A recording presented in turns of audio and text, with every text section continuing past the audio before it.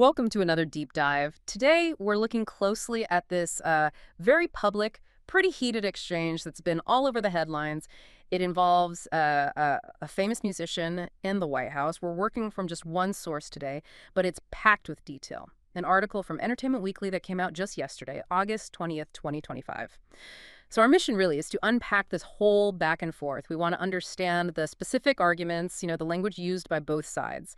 It's actually a great example of how public figures and political offices handle criticism now, especially in the digital age when things can escalate so fast. Absolutely. And what's really fascinating here, I think, is how something seemingly small, like a comment, Yeah. can just blow up into a major public fight. Mm-hmm. And the details in these exchanges, they often reveal a lot about the dynamics going on. So yeah, we'll dig into the specific statement, the reactions, and hopefully give you a clear, balanced picture of what actually went down. Okay, let's get into it. So this all started with musician Jack White, right, from the White Stripes.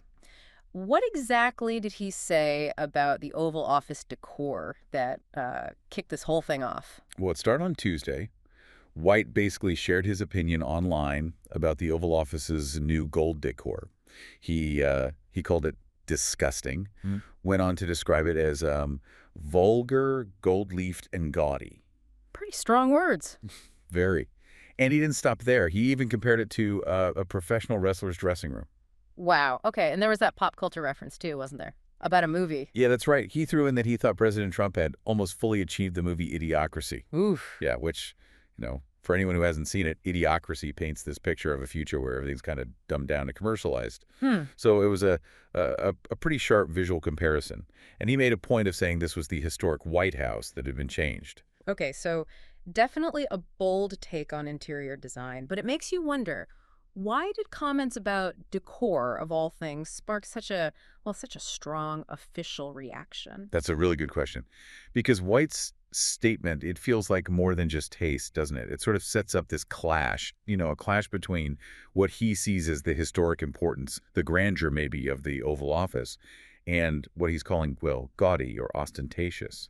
So the White House reacting so fiercely suggests maybe they saw it as more than just a critique of the curtains, maybe a broader commentary. Right, a symbolic thing. And that leads us to where it gets really interesting. The White House didn't just ignore it, they came back swinging. How exactly did they respond to White's critique? Oh, it was incredibly direct. The Entertainment Weekly article says the White House communications director, Chung, he issued this statement, gave it to the Daily Beast, actually, and it went straight for the personal, called Jack White a washed-up has-been loser. Wow, straight out of the gate. And he didn't stop there. He doubled down, didn't he? What else did Chung say? Yeah, he added that White was posting drivel on social media because he clearly has ample time on his hands due to his stalled career. And then connecting it back to the office itself, Chung also threw in that it's apparent he's been masquerading as a real artist. Ouch. And that White fails to appreciate and, quite frankly, disrespects the splendor and significance of the Oval Office inside of the People's House. So not just defending the decor, but attacking White's career and artistry. Exactly. It's the classic tactic, isn't it? Respond to criticism by attacking the critic personally and professionally. A way to try and shift the focus. Definitely shifts the tone. So, faced with being called a washed-up loser and a masquerading artist, how did Jack White respond? He obviously wasn't going to let that stand. Oh, absolutely not. Yeah. The article says he came back on Wednesday with this lengthy response, put it up on Instagram in a gallery format. And he had some pretty strong words himself, not just aimed at Chung, but directly at President Trump, too. What did he say about Trump? He basically flipped the masquerading insult. White stated his opinion that it's President Trump who is masquerading as a human being. Whoa. Yeah. And he elaborated, saying Trump is masquerading as a Christian, as a leader, as a person with actual empathy. He also took aim at Trump's business background, claiming Trump has been masquerading as a businessman for decades, saying nothing he's involved in has prospered except by using other people's money to find loophole after loophole and grift after grift. So really hitting back on multiple fronts there. And what about Chung's specific insults? Did he address those directly? He did, yeah.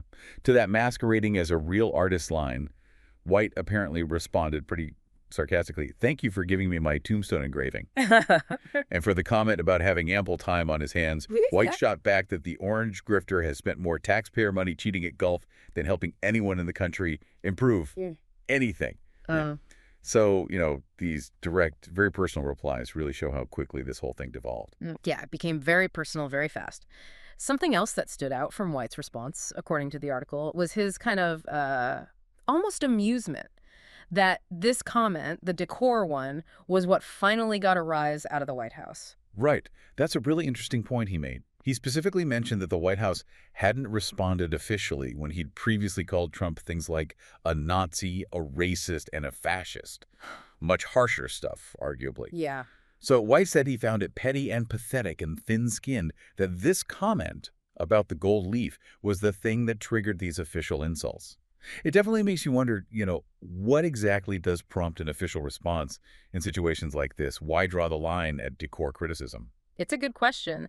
And it highlights how someone like White keeps pushing, even if the trigger seems, well, minor on the surface. And this brings us nicely to the historical context, because as you mentioned, this isn't the first time Jack White has publicly criticized the Trump administration, is it? The article points to a pattern. No, not at all. It's been quite consistent, actually. The article reminds us, for example, that White threatened Trump's 2024 campaign with legal action. Oh, yeah, over the music, right. Exactly. For using the White Stripes song Seven Nation Army in a campaign video, White apparently wrote something like, "Don't even think about using my music, you fascists." Very direct. So protecting his music, but also using strong political language. And he's called out other people too, hasn't he, for seeming to support Trump? Yes, that's another example the article brings up. Back in 2023, he publicly criticized several celebrities. Mark Wahlberg, Joe Rogan, Mel Gibson, Guy Fieri, apparently, for attending a meet and greet with Trump. What did he say then? His statement at the time was pretty blunt. He said, anybody who normalizes or treats this disgusting fascist, racist, con man, disgusting piece of E-Day Trump with any level of respect is also disgusting in my book. Wow. So yeah, looking at these past incidents, you really see this consistent, long-running pattern of very strong public criticism from White towards Trump. It provides important background for this latest exchange. It shows he's consistently willing to engage very publicly and very forcefully on these political issues. Right. So we've really covered the ground here. We've taken this deep dive into the recent public fight between Jack White and the White House. We traced it from the initial comments about decor through the really sharp reactions and looked at the history of White's criticisms. Yeah, so you should have a much clearer picture now of the whole arc of this thing. From that first comment right through to the very personal back and forth that followed. It's really a vivid snapshot of how these disagreements play out in the public eye today and how different sides choose to engage or maybe escalate. Definitely. And I think this deep dive leaves us with a pretty important question to think about, maybe. In this age of social media, instant communication, what does it mean when official government channels start using really personal, insulting language against public figures? What are the sort of broader implications of that for political conversation and maybe even for how we perceive public institutions themselves? Something to mull over.